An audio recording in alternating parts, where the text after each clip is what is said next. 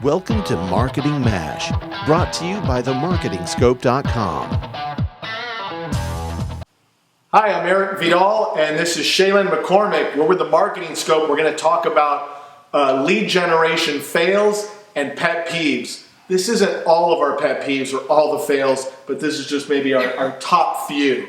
And so, Shay, I'm going to get it started, okay? Awesome. And I'll start because I know we're going to dig deep here and get some crazy ones. But one of my pet peeves is not using content for different parts of the customer journey or different parts of the funnel, and just using white papers or something that's a very top of funnel piece of content on all stages. That's one.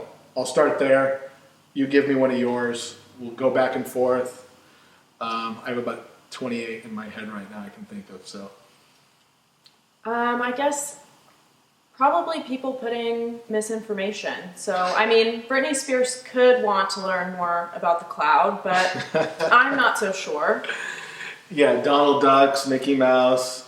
Right. Here's one that we just got the other day was, and we've gotten a few of these, I just found out, people who are filling out information on an employee who is in another department or who might even left the company already. You got one of those, right? Definitely.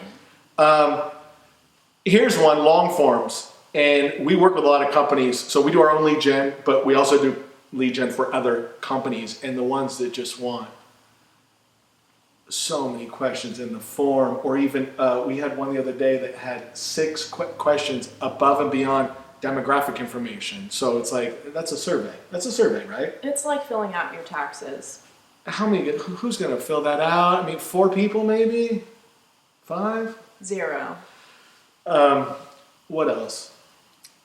This one's more on the sales team, but when they promise that we can get them 5,000 CMO leads with, $5 billion in revenue, probably in, a couple hours. That's like 3-4 pet peeves all at once. Right. Yeah, no, the other one, yeah. 2 weeks, maybe a week, we can do that, yeah. So I was going to save this for later, but yeah, the people who want it very hyper-targeted, like 5,000 CMOs at companies with 5 billion or more, or the other one was with just this industry. And we want it from, actually, can we get just from people from these 3 states? Because we have an office here and we want, just these 3 states. Yeah. We've gotten that one a few times, haven't we? Only Olympic ice skaters, people who manufacture honey. That's all. That's all we want. I forgot about that one. So another one is companies that don't leverage social media or their great social media vehicles to do lead gen. Don't even have a lead gen strategy as part of social media. That's one. The other one is not using good technology. And I'll be honest with you, we, the last couple of companies I've been at, I've been guilty of this from time to time. And obviously you figure it out after a few months. I can't do this on low tech. I can't do this on low budget. We have to spend, but using weak email marketing platforms when you should be using something that's a little more higher end, or even a marketing automation platform.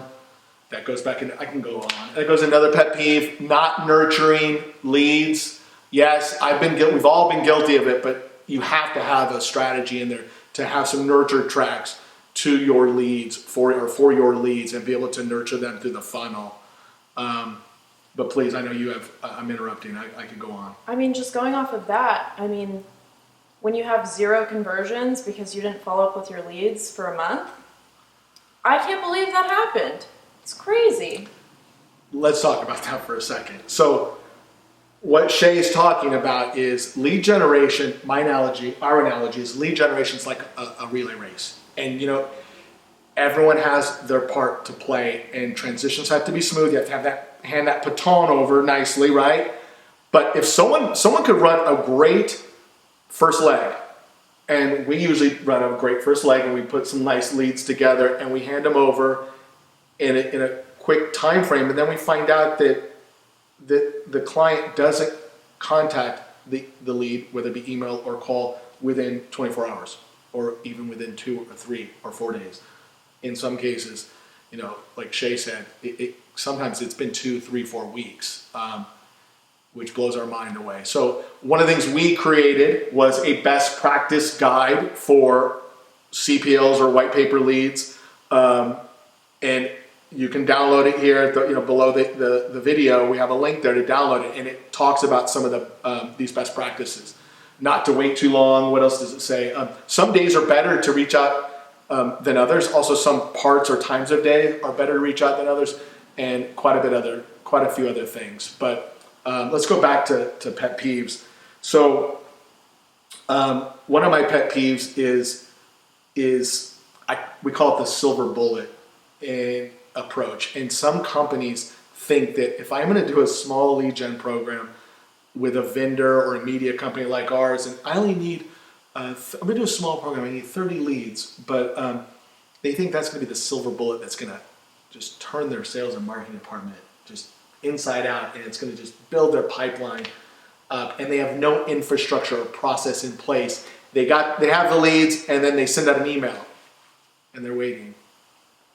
No one's replied. It's because you weren't nurturing the people via email, phone calls, what have you. So, and it's only 30 leads, right? I mean, some of the people just want to be educated on that topic, and only a small handful will take a meeting. And so it's a numbers game. And so that's one of my biggest pet peeves is people who don't understand lead gen, and then when they're ready to do it, they don't have the infrastructure in place, and they're not prepared or ready to commit to lead gen, right? It's not just a one little program that you're going to do, and it's going to, for 2 weeks, and it'll help your company out for the rest of the year. It needs to be a true marketing funnel that you need to create and set up for the whole year, and you need to be constantly feeding that funnel, constantly, whether it be with a blog, whether it be with white paper or best practice guide, programs, email marketing automation, nurturing tracks, webinars, social media ads, etc. So anyway, I'm going on and on. Download that best practice guide. You can find some tips and tricks to help you so you don't make those fails. And if you have any pet peeves or fails you'd like to share with us, please do so. Thanks, Shay. Thank you. That's it for this episode of Marketing MASH. You can share your thoughts by following us on Twitter and Facebook. Subscribe to our podcast to keep up with the show. And of course, you can always find us by visiting themarketingscope.com.